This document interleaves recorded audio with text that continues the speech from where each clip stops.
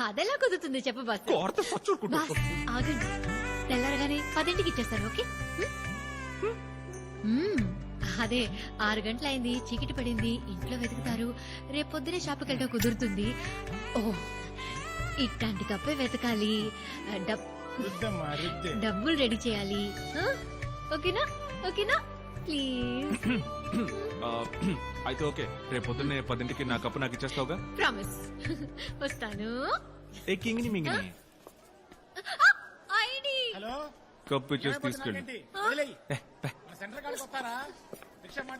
Angel ఆశీర్వాదం. వాతమా అమ్మాయి అడగగానే 10ంటికి ఒప్పేసుకున్నావు గురు.